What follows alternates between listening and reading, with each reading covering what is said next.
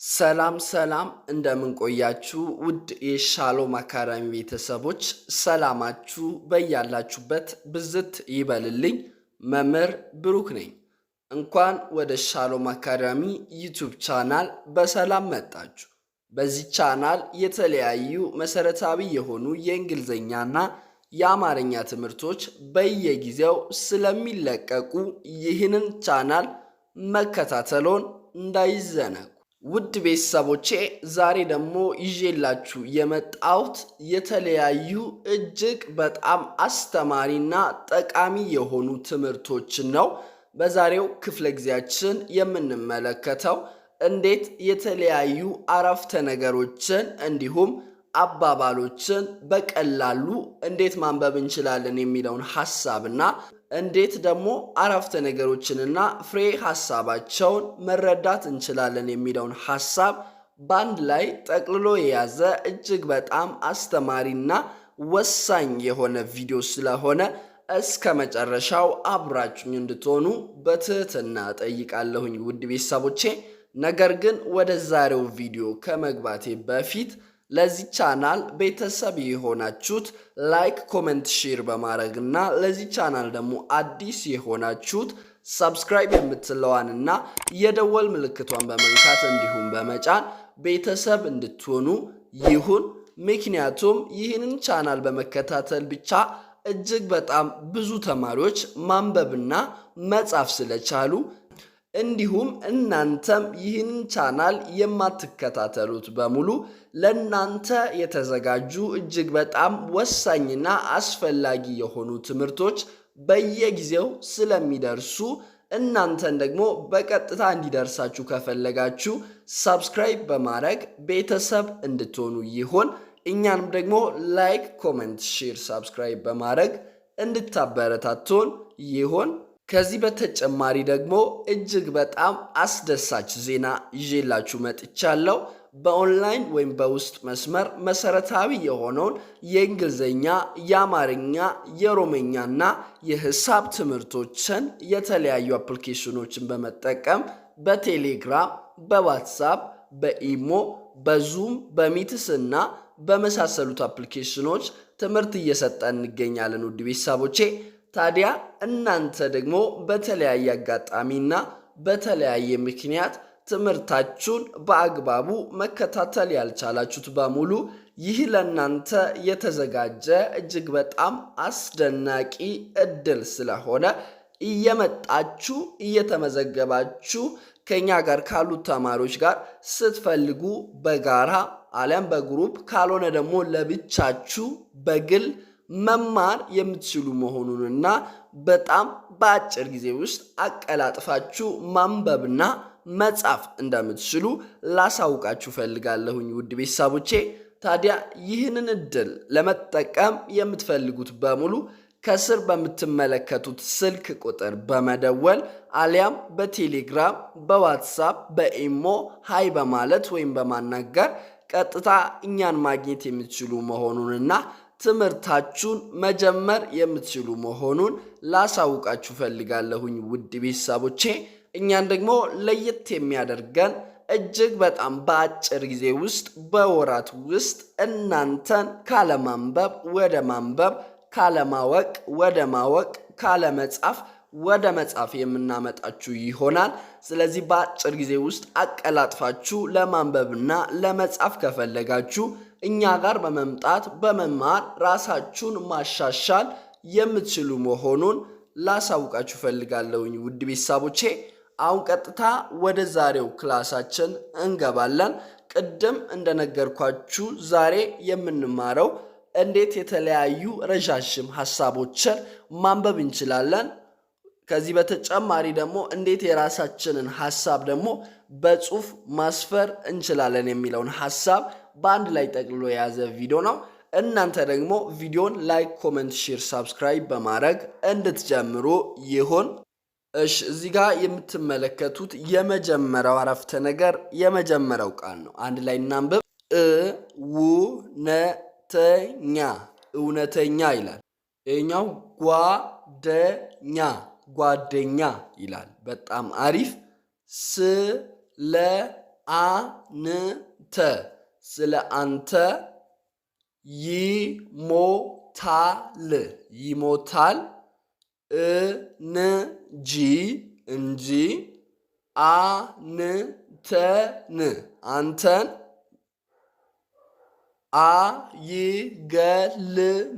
አይገልም ይላል። እስኪ አንድ ላይ አብረን እናንብብ። እውነተኛ ጓደኛ ስለ አንተ ይሞታል እንጂ አንተን አይገልም ይላል። ምን ማለት ፈልጎ ነው ካላችሁ በአጭር ቃል ሐሳቡን ላስረዳችሁ። እውነተኛ ጓደኛችሁ ወይም ትክክለኛ ጓደኛ ካላችሁ ስለ እናንተ ይሞታል እንጂ እናንተን አይገልም ማለት ነው። ይህ ማለት ሰውን መግደል ማለት በተለያየ ነገር ሊሆን ይችላል። ለምሳሌ እናንተን ሚያማችሁ ከሆነ እናንተን እየገደለ ነው ማለት ነው። ስለ እናንተ መጥፎ ነገር እያሰበ ከሆነ እናንተን እየገደላችሁ ነው ማለት ነው። ይሄ ቀጥታ መግደል ሳይሆን በተለያዩ ምክንያት እናንተን የሚጎዳ ከሆነ ያ ትክክለኛ ጓደኛ አይደለም። ወይም በምቾት ጊዜ ብቻ ከእናንተ ጋር ሆኖ በችግራችሁ ጊዜ የሚሸሽ ጓደኛ ከሆነ ያ ጓደኛ እናንተን እየገደላችሁ ነው ማለት ነው ውድ ቤተሰቦቼ። ስለዚህ እውነተኛ ጓደኛ ለእናንተ ይሞታል እንጂ እናንተን አይገልም ማለት ነው። ስለዚህ ሁላችንም እውነተኛ ጓደኞች እንዲኖሩን እንፈልጋለን። በጣም አሪፍ። ሁለተኛው ጋር እንሄዳለን። ምን ይላል?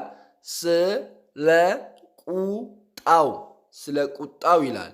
ስለ ቁጣው በጣም አሪፍ።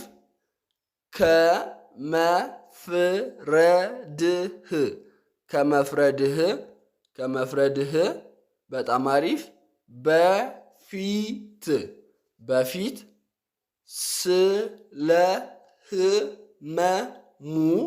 ስለ ህመሙ ጠይቅ ይላል። ጠይቅ በጣም አሪፍ። እስኪ አንድ ላይ አብረን እናንብብ።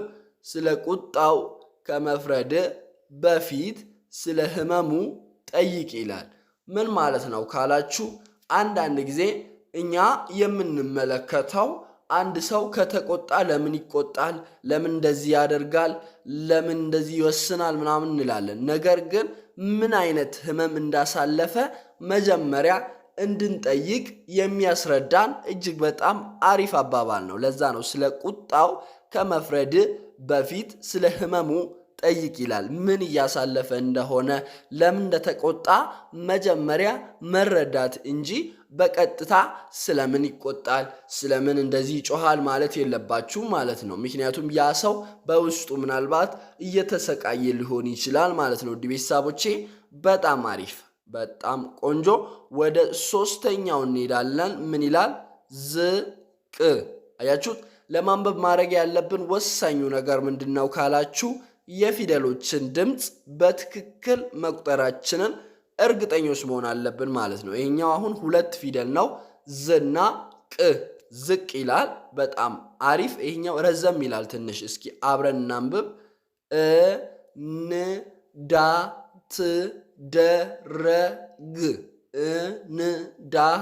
እንዳትደረግ እንዳትደረግ።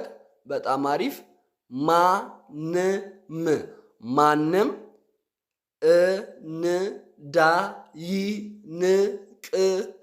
እንዳይንቅህ ከሰው በጣም አሪፍ። አትጠብቅ ይላል። እስኪ አንድ ላይ አብረን እናንብብ። ዝቅ እንዳትደረግ ማንም እንዳይንቅ ከሰው አትጠብቅ ይላል። ከዛ ከታች ያለውን ደግሞ አንድ ላይ እናነባለን። ምን ይላል? ምንም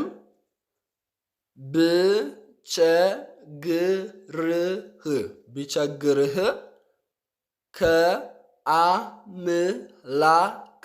ከአምላክ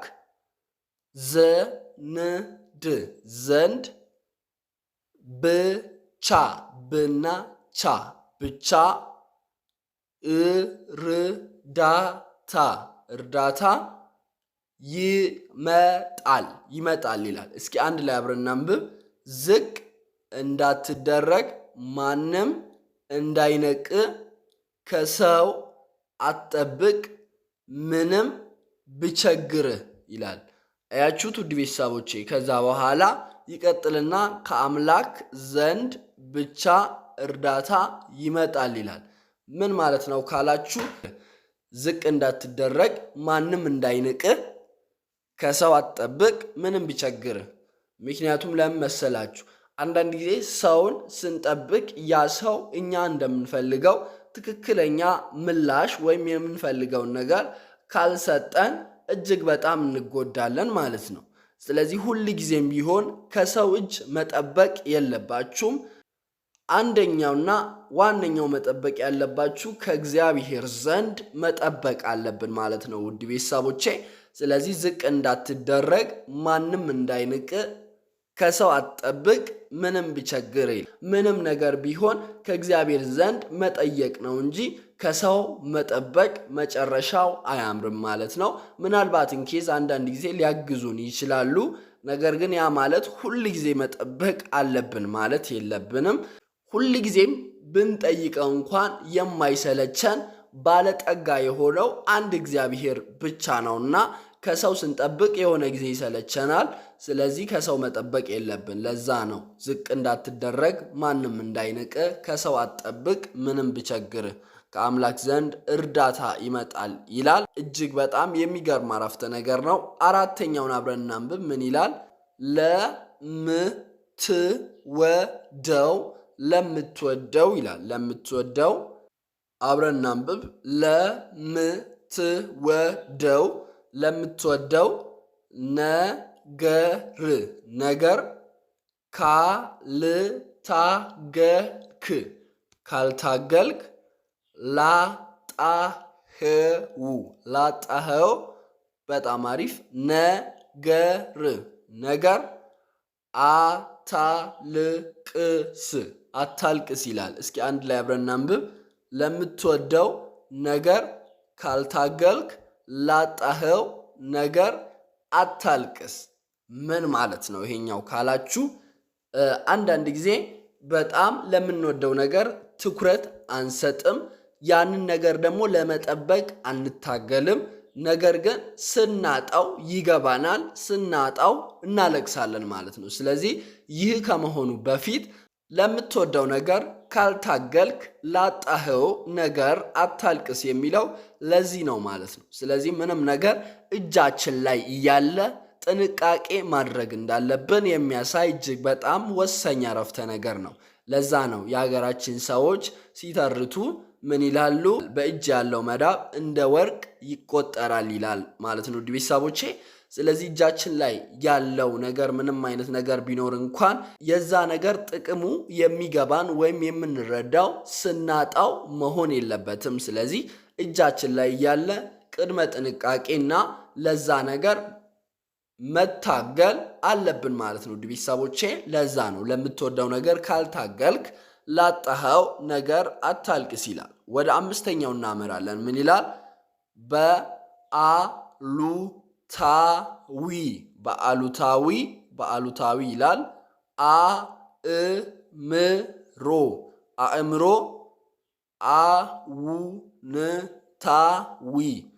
አውንታዊ ህይወት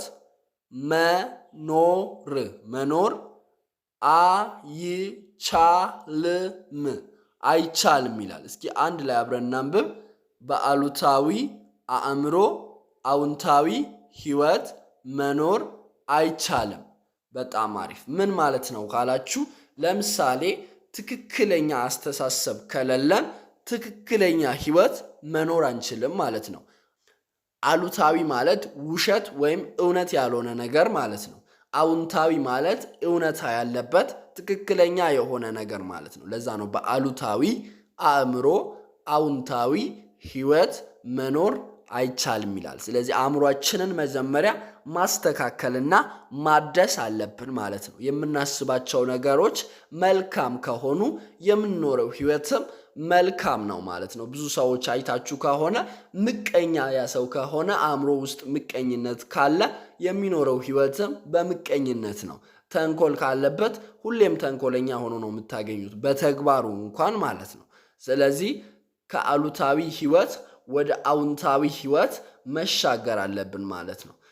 ስለዚህ አዎንታዊ ህይወት ለመኖር ደግሞ አዎንታዊ የሆኑ አስተሳሰቦችን፣ መልካም የሆኑ አስተሳሰቦችን ካሰብን አዎንታዊ የሆነ ህይወት እንኖራለን ማለት ነው። ውድ ቤተሰቦቼ በጣም አሪፍ። ወደ መጨረሻውና ስድስተኛው ጋር እናመራለን። ምን ይላል? ሰነፍ። ሰነፍ ይላል። ሰው ይላል። ነገ ይላል። አዋቂ ሰው ይላል። ዛሬን ይጠቀማል ይላል። እስኪ አንድ ላይ አብረን እናንብብ። ሰነፍ ሰው ነገ ይላል። አዋቂ ሰው ዛሬን ይጠቀማል ይላል። ምን ማለት ነው ካላችሁ አይታችሁ ከሆነ ሰነፍ ሰው ዛሬን በአግባቡ መጠቀም አይችልም። ነገሮችን ያዘገያል። ነገ አረጋለሁ ወይም ከነገ ወዲያ አረጋለሁ እያለ ነገሮችን ማዘገየት ይወዳል። ነገር ግን አዋቂ ሰው ዛሬን በአግባቡ ይጠቀማል ማለት ነው። ስለዚህ እናንተም መሆን ያለባችሁ ሰነፍ ሰው ሳይሆን ምንም አይነት ነገር ለነገ ማሳለፍ የለባችሁም። ዛሬ መሰራት ያለበትን ዛሬ አጠናቃችሁ ነገ ደግሞ የሚሰራውን ነገ መስራት ትችላላችሁ ማለት ነው። ስለዚህ ጊዜያችንን ማባከን የለብንም ማለት ነው። ለዛ ነው ሰነፍ ሰው ጊዜ ያባክናል፣ ነገር ግን አዋቂ ሰው ጊዜውን በአግባቡ ይጠቀማል። ፈረንጆች ታይም ኢዝ ጎልድ የሚለውን አሁን አልፈው ታይም ኢዝ ላይፍ እያሉ ነው። ስለዚህ ጊዜ ህይወት ነው እያሉ ነው ማለት ነው። ስለዚህ ጊዜያችንን በአግባቡ መጠቀም አለብን። ዛሬ መስራት ያለብንን የግድ ዛሬ መስራት እንዳለብን ማመን አለባችሁ። ካልሆነ ሰነፍ ሰው ካቴጎሪ ውስጥ ነው የምትመደቡት ማለት ነው። ውድ ቤተሰቦቼ በጣም አሪፍ። ይህንን ይመስላል የዛሬው ትምህርታችን። ሳጠቃልላችሁ ምንድን ነው የተማርነው ካላችሁ እንዴት የተለያዩ ወሳኝ የሆኑ ለህይወታችን የሚጠቅሙ አረፍተ ነገሮችን እናነባለን፣ እንዲሁም የተጻፉትንስ ደግሞ እንዴት መልሰን በደብተራችን መጻፍ እንችላለን የሚለውን ሐሳብና እንዴት የራሳችንን ሐሳብ ደግሞ በጽሁፍ መልክ ማስፈር እንችላለን፣ የራሳችንን አረፍተ ነገር እንዴት በዚህ አረፍተ ነገር መሰረት መመስረት እንችላለን የሚለውን ሐሳብ በአንድ ላይ አይተናል ማለት ነው። ውድ ቤተሰቦቼ እጅግ በጣም ብዙ ቁም ነገር ያለበት ቪዲዮ ስለሆነ ደጋግማችሁ እንድታዩ ይሁን። ይህንን ይመስላል የዛሬው ቪዲዮአችን። ቪዲዮ ከተመቻችሁ ቤተሰብ የሆናችሁት ላይክ፣ ኮመንት፣ ሼር በማድረግና ለዚህ ቻናል ደግሞ አዲስ የሆናችሁት ሳብስክራይብ የምትለዋን የደወል ምልክቷን በመንካት ቤተሰብ እንድትሆኑ ይሁን። ምክንያቱም ይህንን ቻናል በመከታተል ብቻ እጅግ በጣም ብዙ ተማሪዎች ማንበብና መጻፍ ስለቻሉ እየቻሉ ያሉትም ስላሉ እናንተም ለመጀመሪያ ጊዜ ይህንን ቻናል የምትመለከቱት በሙሉ እንደዚህ አይነት በየጊዜው የሚለቀቁ በጣም ምርጥና አስደናቂ የሆኑ ቪዲዮዎች በቀጥታ ወደ እናንተ እንዲደርሳችሁ ከፈለጋችሁ ሳብስክራይብ በማድረግ ቤተሰብ እንድትሆኑ ይሁን። ከዚህ በተጨማሪ ደግሞ በኦንላይን ወይም በውስጥ መስመር መሰረታዊ የሆነውን የእንግሊዝኛ፣ የአማርኛ፣ የኦሮምኛና የሂሳብ ትምህርቶችን የተለያዩ አፕሊኬሽኖችን በመጠቀም በቴሌግራም፣ በዋትሳፕ፣ በኢሞ፣ በዙም፣ በሚትስ እና በመሳሰሉት አፕሊኬሽኖች ትምህርት እየሰጠን እንገኛለን ማለት ነው ውድ ቤተሰቦቼ።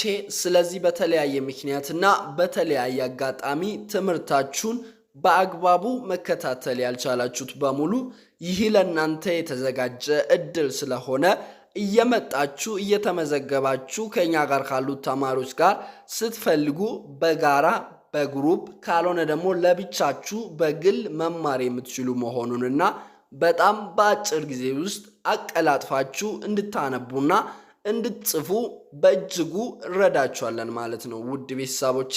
ስለዚህ ይህንን እድል ለመጠቀም የምትፈልጉት በሙሉ ከስር በምትመለከቱት ስልክ ቁጥር በመደወል አሊያም በቴሌግራም፣ በዋትሳፕ፣ በኢሞ ሃይ በማለት ወይም በማናገር ቀጥታ እኛን ማግኘት የምትችሉ መሆኑንና ትምህርታችሁን መጀመር የምትችሉ መሆኑን ላሳውቃችሁ ፈልጋለሁኝ ውድ ቤተሰቦቼ።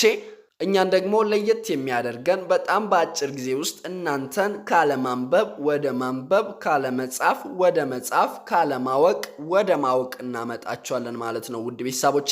ስለዚህ በአጭር ጊዜ ውስጥ አቀላጥፋችሁ ለማንበብ ለመጻፍ ከፈለጋችሁ እየመጣችሁ እንድትማሩና በአጭር ጊዜ ውስጥ በወራት ውስጥ ለውጣችሁን እንድታዩ ይሁን። እስከ መጨረሻው አብራችሁኝ ስለሆናችሁ ከልብ አመሰግናለሁ። በሌላ ቪዲዮ እስክንገናኝ ድረስ ቸር ሰንብቱ። መምህር ብሩክ ነበርኩኝ። አመሰግናለሁ።